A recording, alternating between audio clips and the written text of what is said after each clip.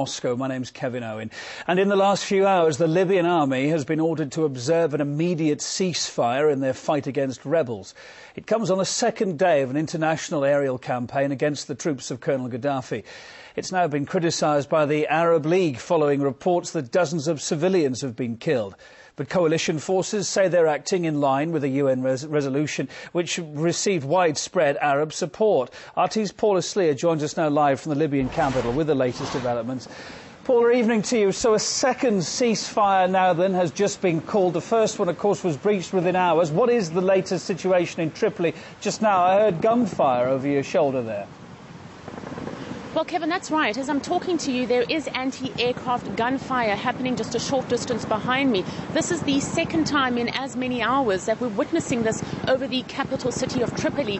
It's not quite clear why the government is firing. We have seen no incoming fires. So the understanding here is that this might be a show of strength, a sign of support for Gaddafi. Now, the ceasefire announcement was certainly a surprise. It was made at 9 o'clock this evening local time by a government spokesperson. He said that there would be an immediate ceasefire. There hasn't yet been any reaction from the international community. We don't think that there will be a reaction because certainly the previous announcement of a ceasefire by the Gaddafi regime did not carry that much weight and turned out to be quite meaningless.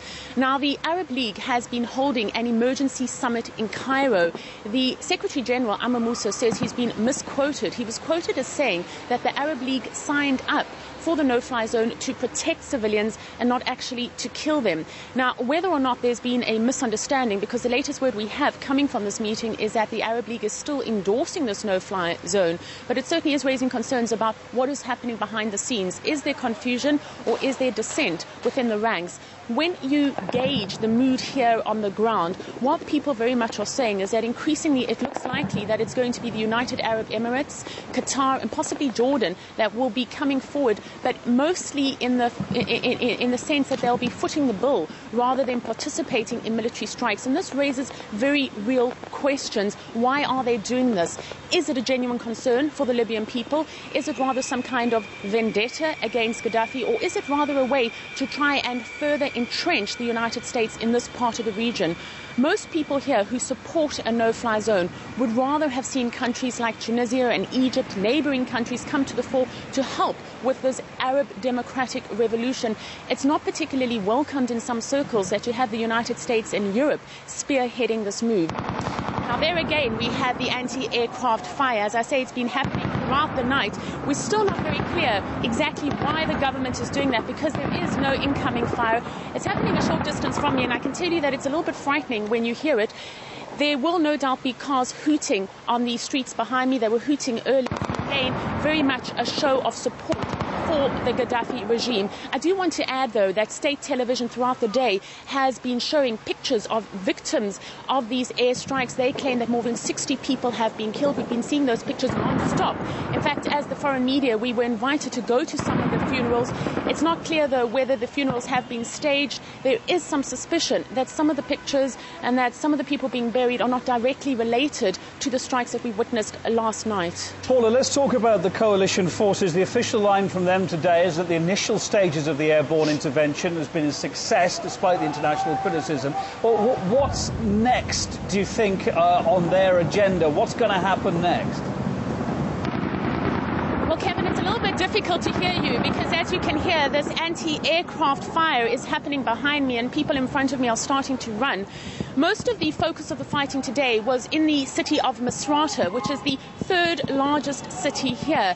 Now, behind me, I can hear people screaming in the street, and we were hearing the same kind of sounds coming out of the city of Misrata today.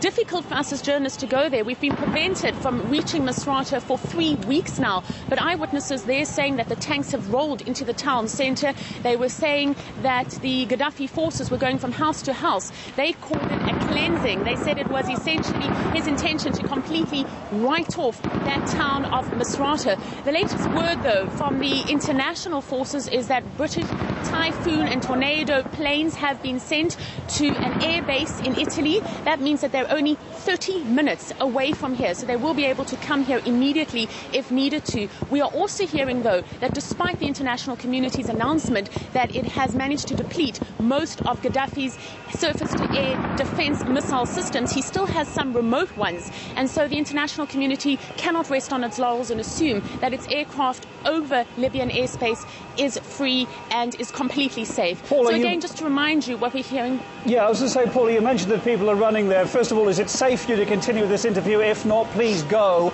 I just wanted to ask you another question, if I may, if it is safe for you to stay there. What's your feeling of the strength of support tonight for Colonel Gaddafi? The questioning we were following up earlier on was, do you think some of the people that had turned against Gaddafi may be turning back towards him again because of this Allied intervention?